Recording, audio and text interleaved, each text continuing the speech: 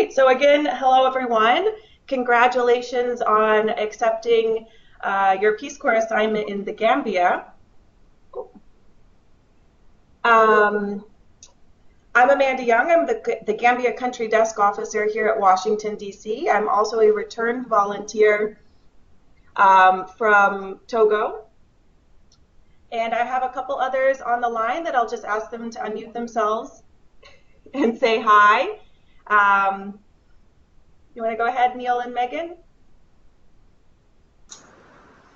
Hello, everyone. This is Megan, Peace Corps, the Gambia Country Director. Happy to be meeting you over the Skype conference today. And I'm Neil. I spoke with most of you guys through the interview process, so it's great to see you all back on Skype again. Great. Thank you guys for joining. All right, so here's the agenda of what our call is going to look like today. We'll give a quick overview of Peace Corps of the Gambia, as well as talk about some of the pre-departure expectations that we expect of you, as well as review the ongoing tasks such as legal clearance, medical clearance, passport and visa applications. We'll talk about some of the upcoming tasks and things you'll be looking out for as June approaches. We'll review a bit about what the staging will look like, as well as that information, and then of course leave some time for question and answers at the end. So Peace Corps of the Gambia, volunteers first entered in 1967 and have been serving there ever since with no interruptions, so it's really, really awesome. There have been over 1,800 volunteers in the Gambia thus far, and there's about 115 volunteers there currently. So the official language is English, though you will be learning a local language during your time as a Peace Corps volunteer in the Gambia. They have 3 programs currently, a health and agriculture program, which enters in October. So they just actually swore in, the most recent cohort swore in as volunteers just last week, as well as then the education cohort, which is all of you. Megan, do you want to say anything quickly, overview of the Gambia or programs there? Thank you, Amanda. Well, I think you did an excellent job. The main thing I just wanted to say is we're thrilled to have you guys come aboard and look forward to really engaging with you in this exciting time, which is Peace Corps. And education volunteers are extremely needed here in the Gambia. So we're really looking forward to your arrival.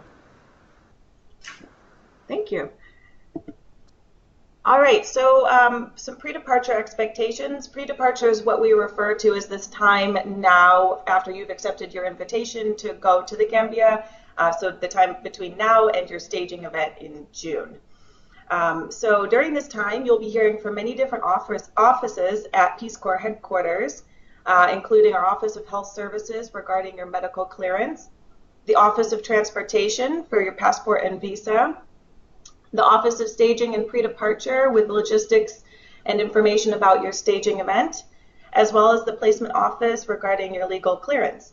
So you're going to be hearing from lots of folks, and it can get a little confusing at times. So if you ever have any questions about who you should be contacting or what the status of your clearances are, you can reach out to me, and that email is thegambia@peacecorps.gov. So don't be shy. Feel free to reach out at any time.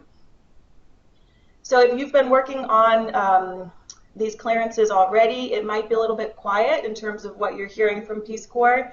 But as we get closer to June, you'll start to hear from us more. So don't be alarmed if you haven't heard from us. That's just fine. So we do have some expectations of you during this time. First and foremost is that you are diligently working to meet all of the deadlines.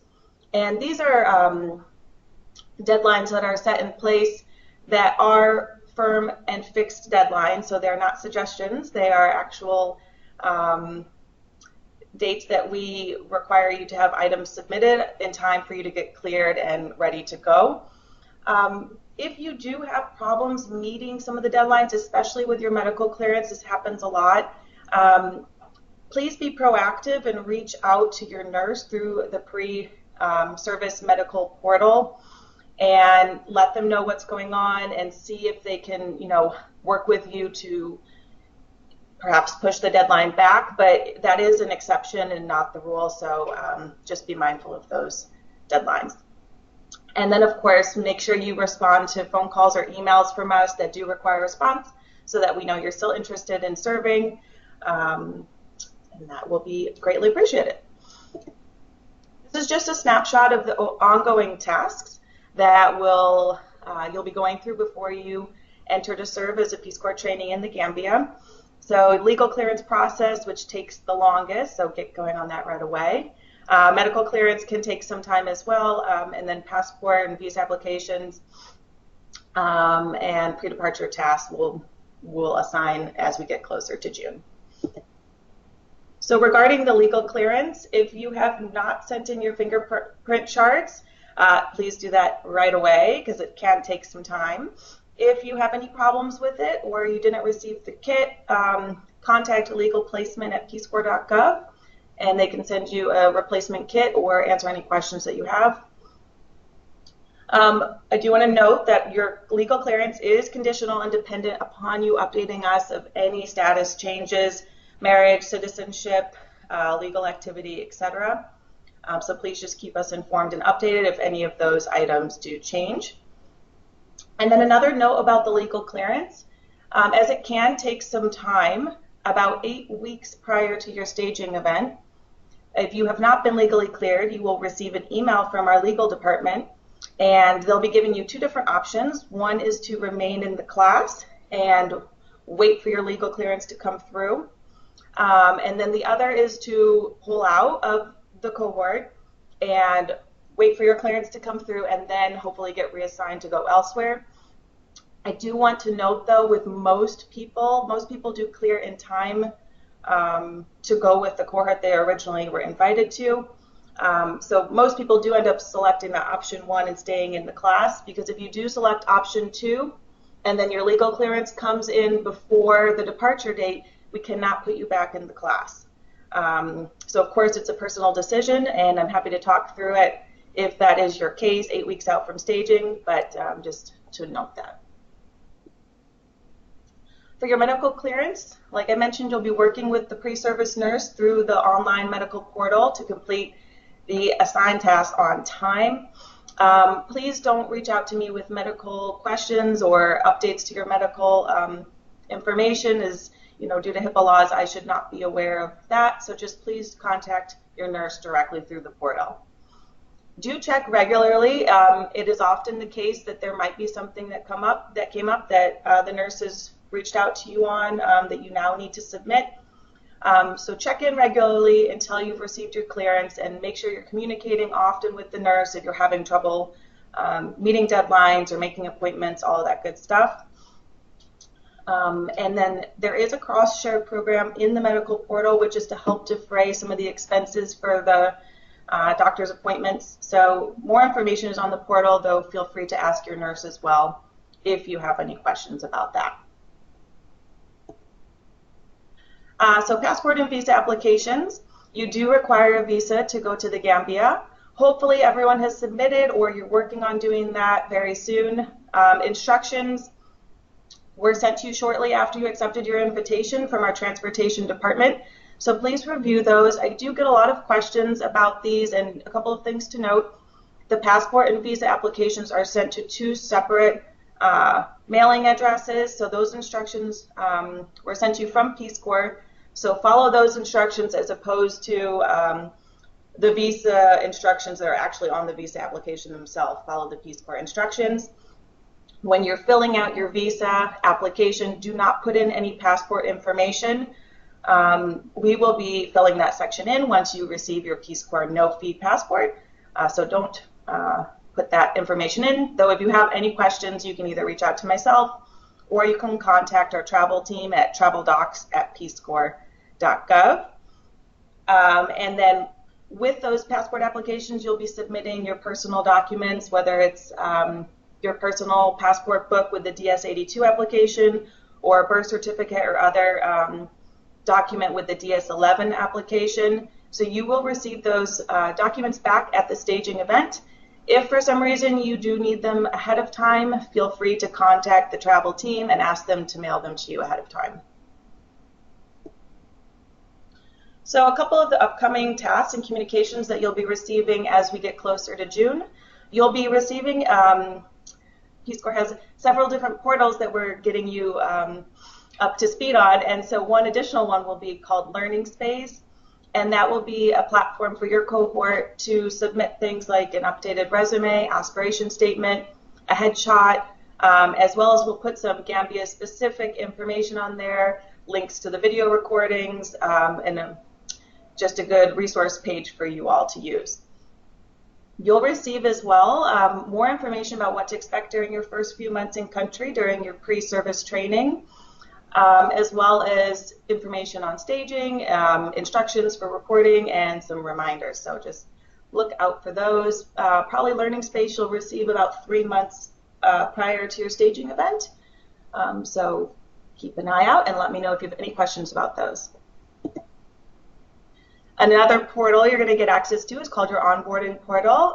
You'll get access to it in early April, so about 60 days prior to departure. And you will need to complete all tasks in under the My Tasks in the onboarding portal. And when you're completing these tasks, make sure that you actually submit them or else they do not go through. And this will be things like updating your banking information, your home of record, submitting a press release if you'd like to do that, updating any legal next of kin information. So it's pretty simple tasks, and they're pretty quick to do. Just making a note that you must complete it 2 weeks prior to your staging event is the absolute cutoff. So staging, this is the fun part. This is when you all get together as a cohort and have a day-long kind of intro and overview to Peace Corps and Peace Corps the Gambia and get to know one another before departing for Banjul. So tentatively, we are planning on having staging on June 3rd. So most of you would arrive that morning, though some of you traveling from perhaps the West Coast might arrive the evening before, but Peace Corps will help you make those arrangements for travel, so do not book them yourselves. You'll receive information, I believe, about 30 days prior on how to book that travel through Peace Corps, so just hold off on booking travel just yet, and of course these dates are subject to change for whatever programmatic or logistical reasons, so but make a note on your calendar. So we tentatively have your flight scheduled to get you arriving on June 5th, where you will then begin your pre-service training. I put location as TBD. It will most likely be in Washington, D.C., though that, of course, could change. So in the past, we have held them in Washington, D.C., but we will let you know. And with that, I want to leave some time for questions. It's great to have Megan, your new country director, on the phone, as she is an expert on Peace Corps of the Gambia, as well as myself and Neil are here to answer any questions you have. So feel free to unmute yourself or type them in the chat box.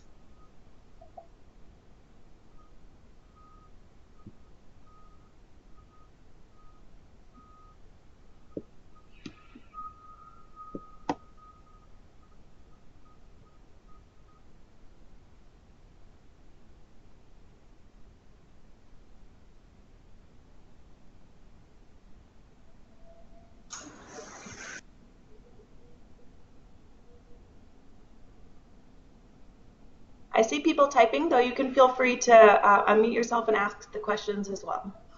Yeah, we would love to hear from you guys.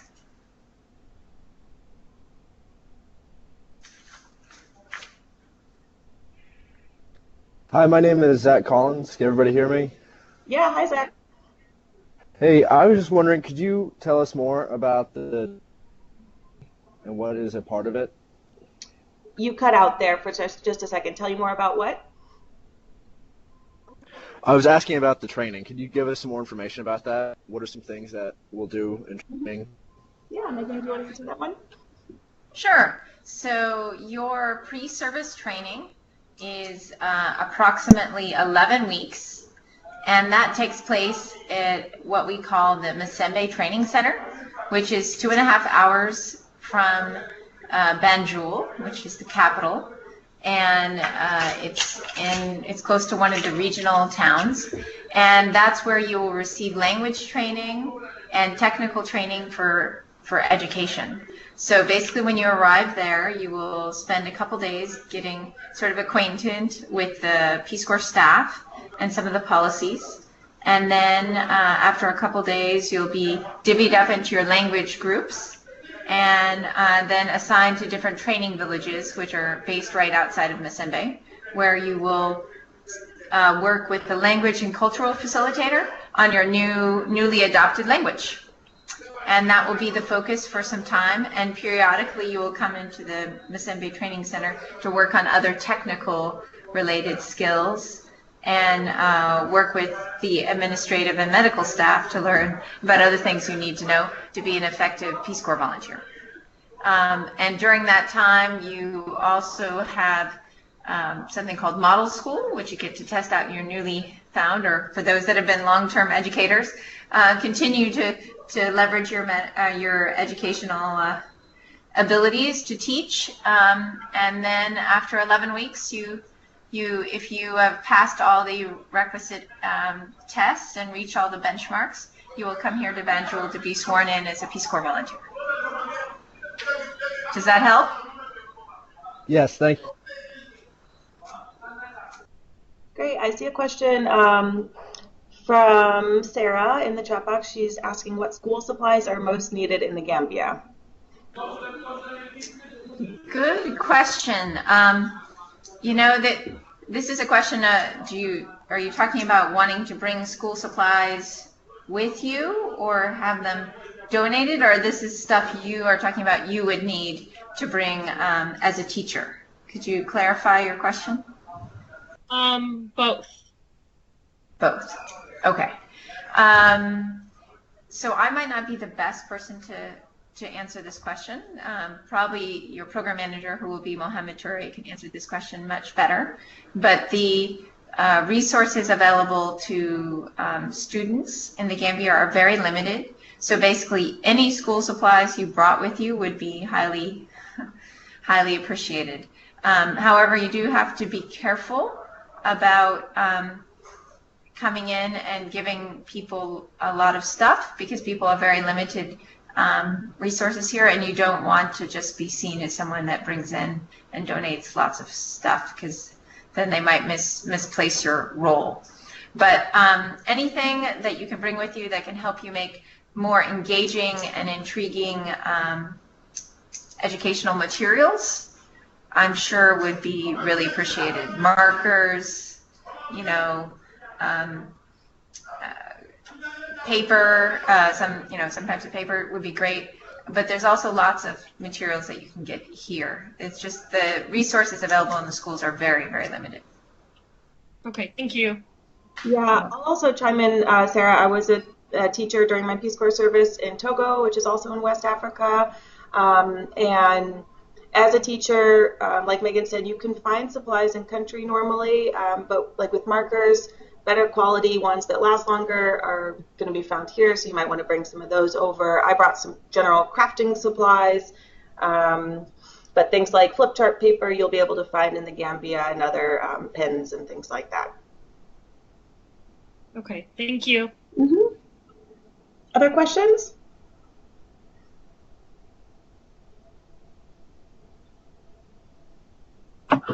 Yes, I have a question. Can you hear me? Yes. Yep. The first question is, I saw that the list for the medicals, can we call the number and then tell us like who we need to set the appointments with for like the specialist? Because I see like there's a lot of things that need to be checked over. Sure. So you can call that number or email that was on the screen earlier, or the easiest thing to do is just to log into your medical portal and ask. I think there's a chat function or an email function through there, and ask your nurse if you have some clarifying questions about what you need to be doing and how to make appointments. Okay, and another question that I have, I saw that whenever you get to the Gambia, you can either purchase a phone there, or you can kind of change your cellular service here in the States. Do y'all know about any cellular places that you can like pretty much like change your phone over here? or is it better just to get a phone when you get there? Amanda, you want me to take that one? Yes, please. Okay. There are phone services in the United States that will transfer to the Gambia, but I would not recommend them to you because they're expensive. So as you, and you know, being a volunteer, you won't have as many resources. So when you get here, one of the things that Peace Corps does help you get a cell phone system with something called AfroCell, and that's something that we require volunteers to have in order that we can easily contact you. And then volunteers and staff are on a central system, so everyone within that system can call each other for free. And the cell phone provider is called AfroCell. And so we give you the SIM card. You can either purchase a phone locally for a limited amount of money. I don't remember how much it is, but it's not that much. Or you can use your own cell phone if you have an unlocked cell phone that can take a SIM card. Does that address your concern? Yes, thank you. Great. Sarah asked in the chat box, are there any supplies we should definitely bring or not bring?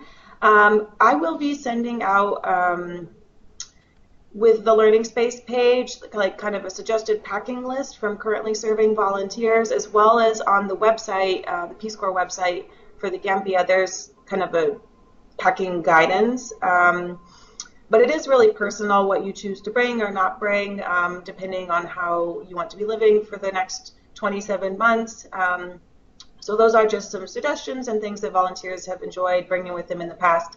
But at the end of the day, it's your decision what you pack.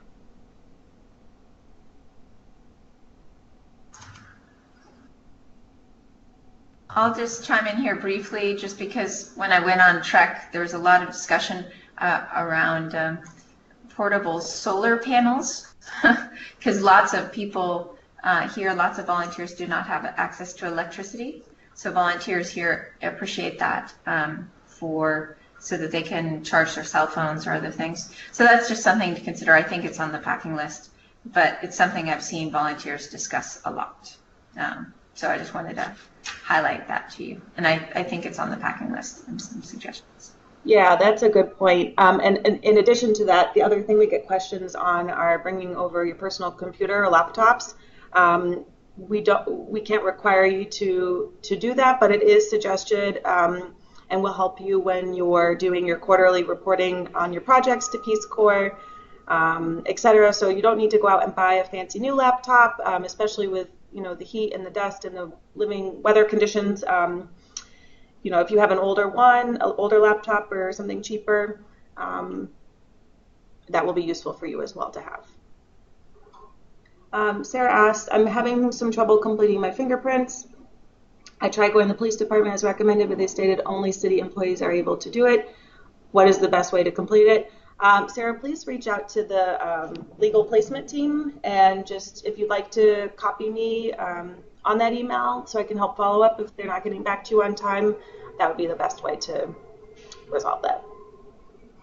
I know there are private companies that'll do it for you too. Great. I have a question as well, if that's all right. Yes, go ahead. Hi guys, my name's Jacques. Nice to meet you all. Sorry I joined the call a little late. For some reason my link wasn't working.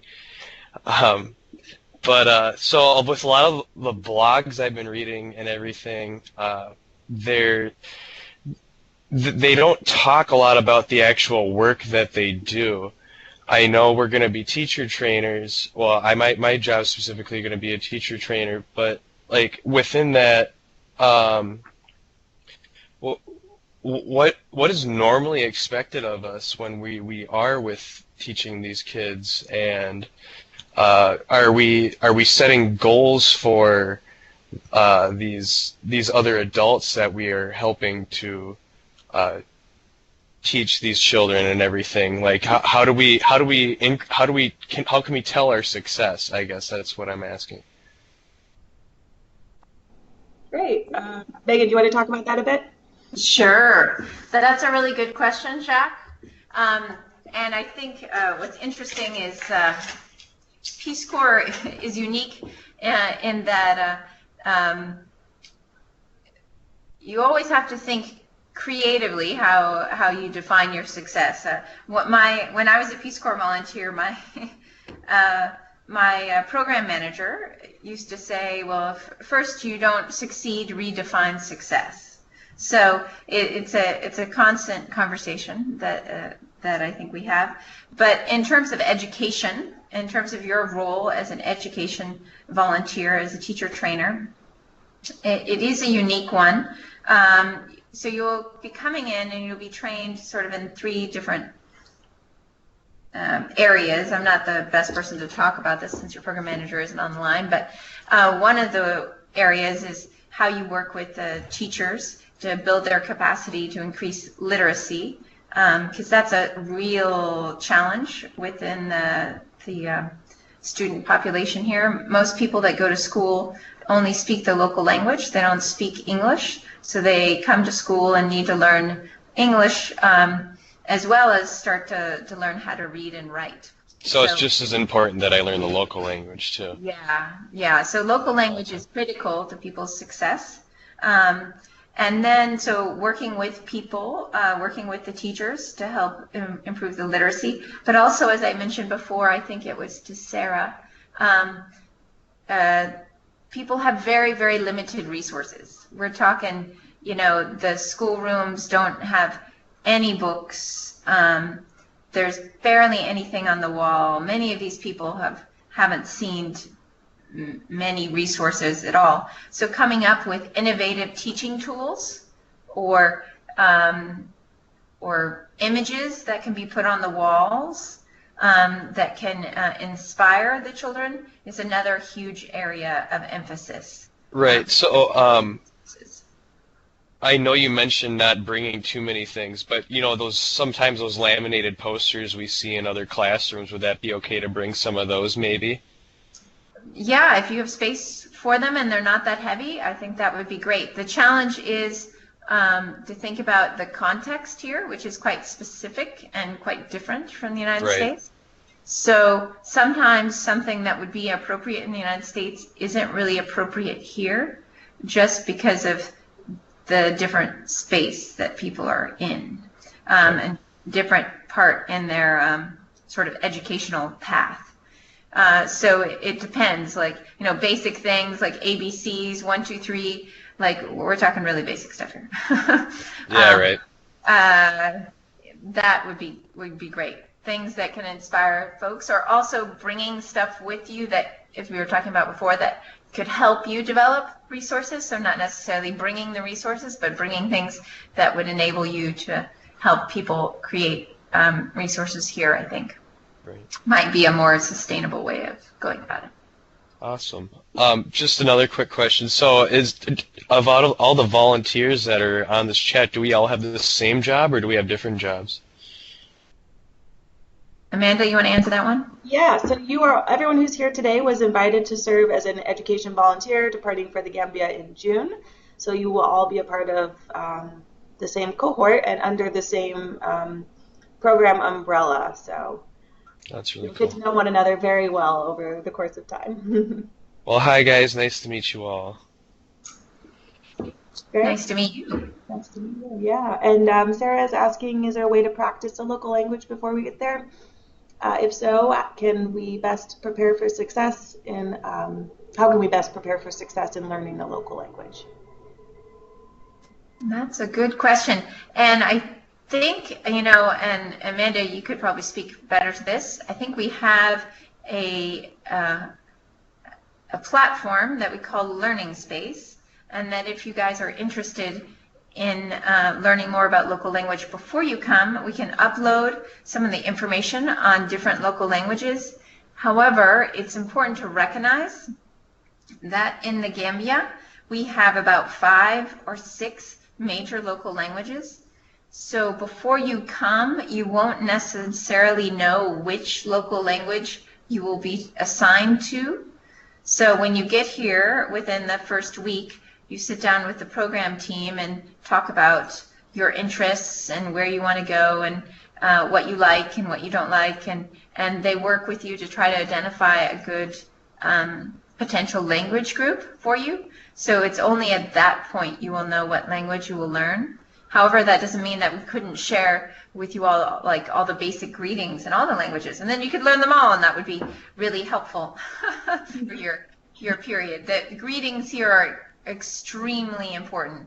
We can say that you're a successful volunteer if you get up every morning and at least greet some key people in your village. I know it seems odd that to say success is saying hello to people, but here it really is. Yeah, good points. And we can certainly, I'll work with Megan and the rest of the staff in the Gambia to create some helpful bits of information to share with you on that Learning Space page. So good question.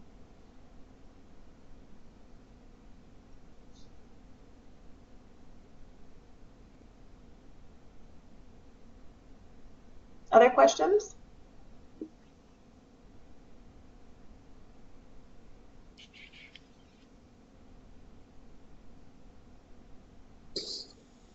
Hey, my name is... Oh, sorry, go ahead. Mind. No, never mind. Never mind. You can go. I already went. Okay, I just was wondering, it said that we'd be working primarily in first to third grade classrooms.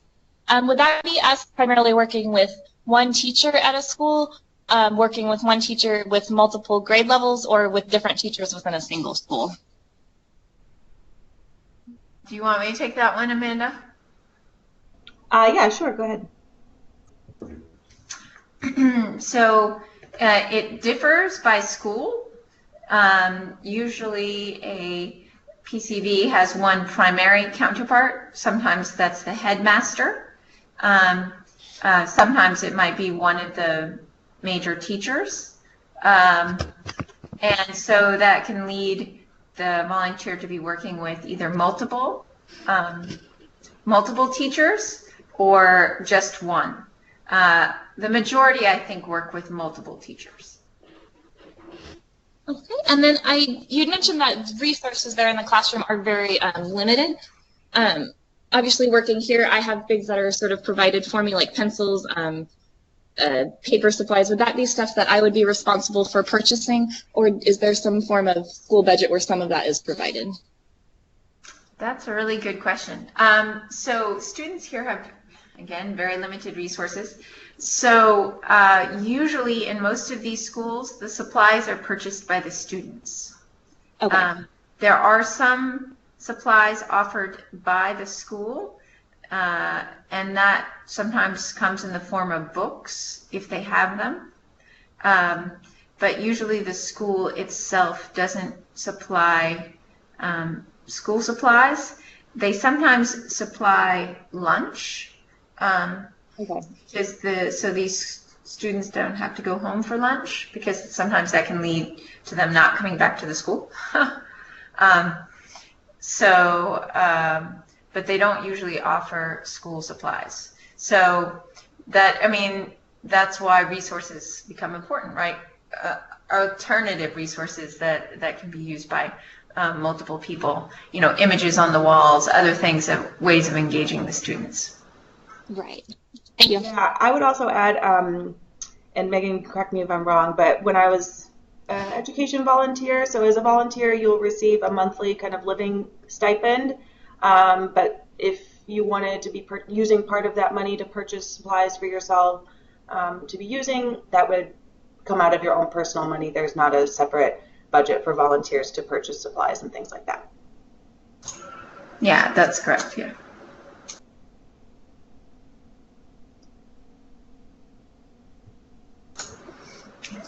However, I did want to build on it. There is the possibility we have other grant mechanisms that if you came up with some cool, unique idea that you wanted to implement, you could apply for a grant that could support you to do that work. And that's something called small projects assistance. And that would be while we're over there, we'd apply for that? Yes. You're only going to do that once you're on.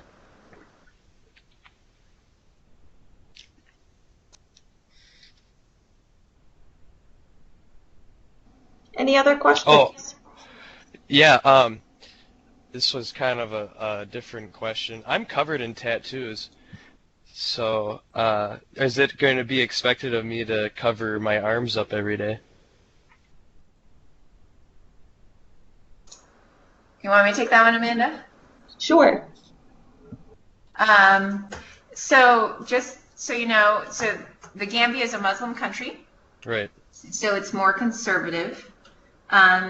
So for example, even, no matter who you are, typically people wear clothing that have longer sleeves. Right. Don't really wear tank tops. They're not really appropriate. So, we don't typically wear those. People have usually longer pants or longer dresses. So the reason Right. I'm highlighting this is, that's just sort of the way people dress anyway. So, Right. Because I know whether you when I have was tattoos or not, well, we'd encourage people to wear longer clothing just to be Yeah. culturally appropriate. I guess I from what I was reading, the country is very formal with the way they dress, regardless of their situations, in Yeah. any of the communities, and I remember reading that. I guess I was curious based upon just if it would be, I guess, socially unacceptable, Well, I know several of the volunteers now have tattoos, so it's not outside of the norm. Okay. Thank you. But you would we But encourage definitely- everyone to wear more conservative clothing. I can even say, like, I lived in Benin, in another part of West Africa, just recently, and it's much more conservative here than there. Right. So I even had to change my wardrobe moving from one part of West Africa to another. Interesting. I was But like, oh, I didn't realize that. I have to change my wardrobe. Okay. So, yeah, I'm actually very excited to get Gambian clothes and see how they are and everything, and I'm sure it's going to be awesome. I was just curious of what type I'm going to have to probably buy first. yeah. And that's a great point too, is that you can get a lot of local clothing made while you're there, and a lot of volunteers like to do that. So you shouldn't feel like you need to come with tons and tons and tons of clothes for a full 2 years. You can get clothing made locally. Yeah, I actually read that the tailors in Gambia are actually very, very good. You can pretty much show them a picture of whatever you want. I remember reading that, during our graduation and stuff, we all get matching outfits and stuff, and we get it tailored to how we want it to look and stuff, and that's going to be super cool. So Yeah. We just had a swearing in last week where everyone looked stunning. There was actually a guy in a 3-piece suit made out of local fabric. that's awesome. Super excited. The only thing I'd highlight in terms of clothing, though, is if there's any type of sort of athletic or performance type of clothing that you'd want, it's hard to get that here. So, Okay. like running shoes or like sports bras or anything like that has performance elements to it, that's hard to get here. That's another good question, and actually in terms of that, so in terms of maybe self-maintenance and exercise and stuff, like would we have do volunteers do that? Do they go for a run in the morning or something, or before they go, or something like that, or try to work out at all? You want to hit that, Amanda, or you want me to hit that? Sure, I can. Yeah, volunteers definitely find ways of staying active. I think for females, it might be a little more challenging, like going for runs and things like that. I think it depends a lot on your kind of community and just, how you prefer to stay fit. But certainly, a lot of volunteers maybe will bring like a yoga mat and do yoga in their house or somewhere as a good way of staying in shape as well. But certainly volunteers go for runs and things like that. It is hot as well, so you have to, be sure you're drinking lots of water. But yeah. So the majority of our clothes are probably going to be all long sleeve and short sleeve. Would they make us, and I know there's a cold season too, How does the cold season usually affect what we buy? Can you rephrase that question? Affect what you buy clothing-wise? Clothing-wise, and how we would prepare for that out there. Well, the cold season here is relative, right? Because so here it's now in the cold season and it gets down to like 70. Okay. So it's like, whoa, it's cold. Yeah. So we're not talking super cold. So Right. but you know, after you've been used to really hot temperatures, probably having a fleece or two would be nice. Okay. Right on. But for the most part, in my case, I'm probably gonna want to buy long sleeve clothes then to be. You probably need a little bit of both, long sleeve and short sleeve. Right on. Okay.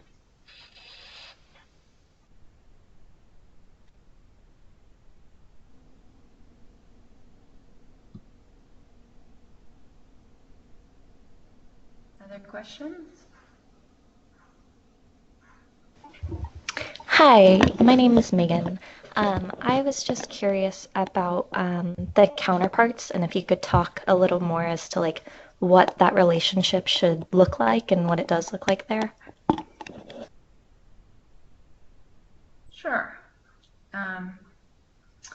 So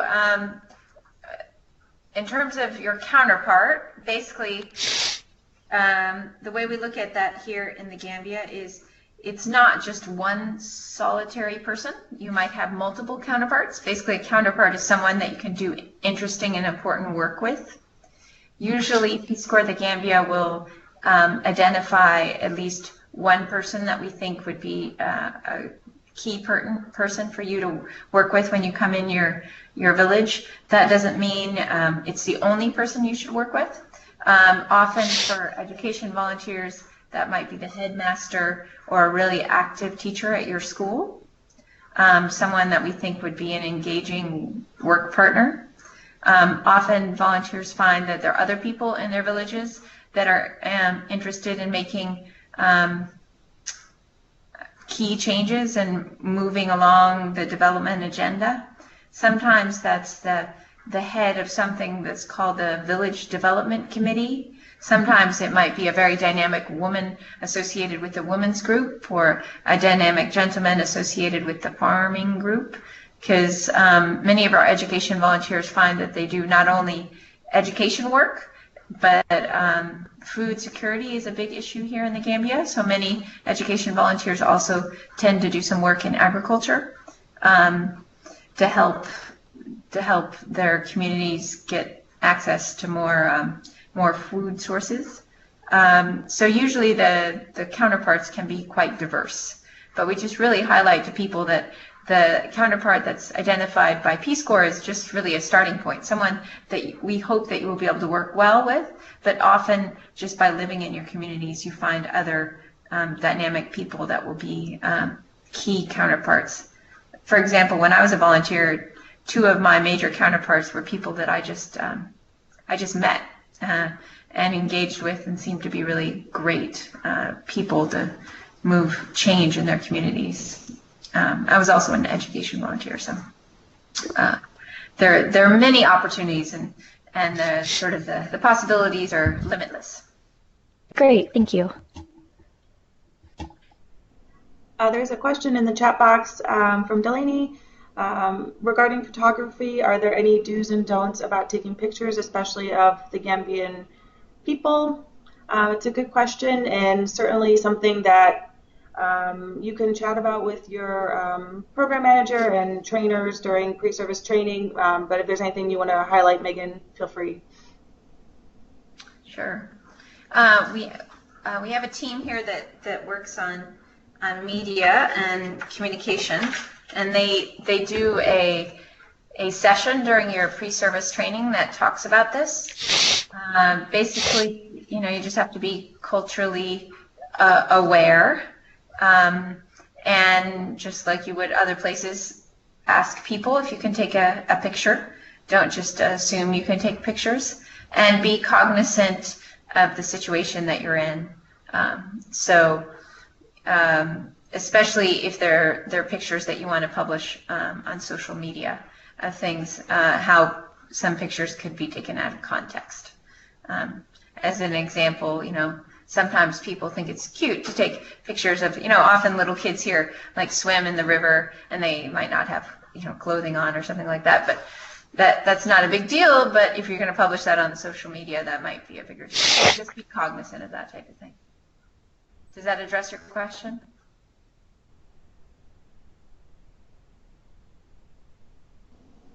Yes, she said. Great. Sarah's asking, will we be staying at one school for the whole service? As a teacher trainer, we'll be going from classroom to classroom helping teachers, and approximately how many classrooms and teachers are at one school? Yeah, those are some good questions. You will be staying at one school, at least at this point. You will be coming to the Gambia at a unique time. We will have just gone through what is called our project alignment period. Basically, we're looking at our strategic plan for the next 5 years. So how we go about this work might change over the next couple of years. But at this point, you will be staying at one school, potentially working with multiple teachers, and the number of classrooms and teachers vary depending on the size of the school. If you're in a small village school, there will be less teachers, sometimes just like 5 or 6.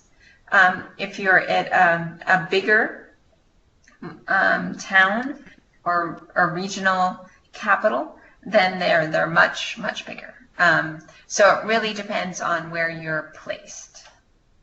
Does that address your question? I know it's a little vague, and it's partially because the situations can vary quite dramatically.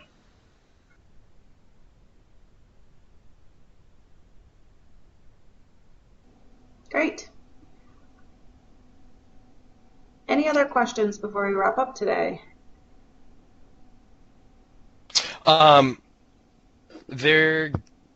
We're going to have probably more meetings like this, right, when we get there about the do's and don'ts and what we should and shouldn't do, right? Yes, you'll have a full about 11 weeks of pre-service training where you'll cover all these kinds of topics, and we'll have the chance to do deeper dives into all of your training materials. So you have plenty of time to be asking questions and learning from the staff there. Awesome.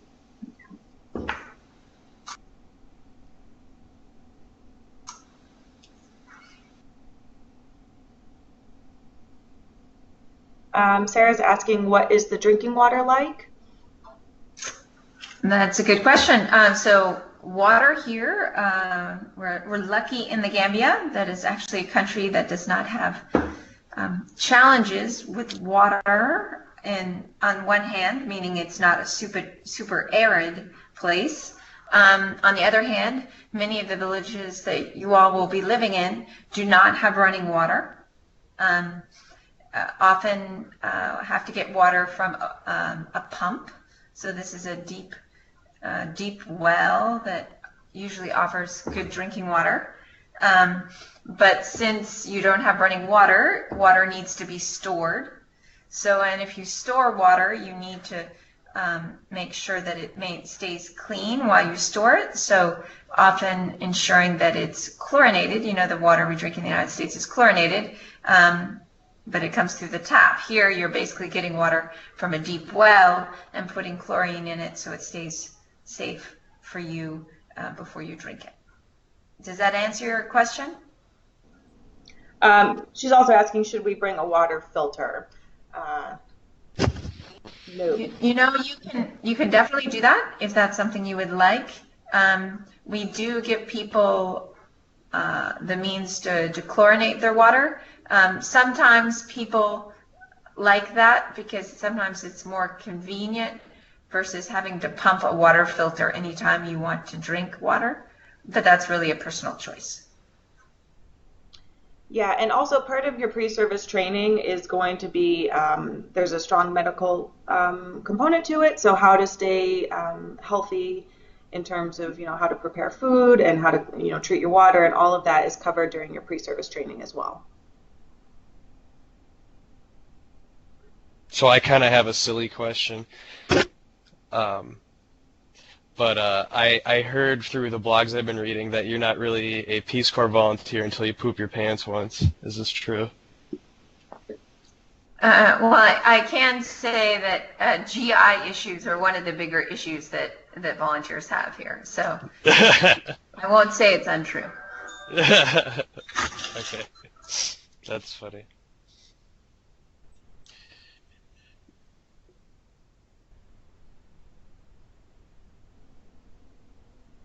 Any last questions? And you can always feel free after this call if you think of something else, or at any time you can email me at thegambia@peacecorps.gov. If you have other questions, I'm happy to direct you to various resources if I can't answer the question myself. So don't be a stranger. And Zach, I agree. He says, I don't think anyone can top that last question. So I think with that, we'll end our call today. I want to thank you all again so much for joining and for your great questions. And thanks very much to Megan and Neil as well for joining us. And thank you so much, Amanda, for organizing this call. Yeah, definitely. You guys will be hearing from me throughout the next several months. So again, best of luck with all of your tasks that you're going to be working on and submitting before you depart. And hopefully we'll see everyone then at the staging event in June. So have a great day. Bye, everybody. Bye, everybody. Nice to meet y'all.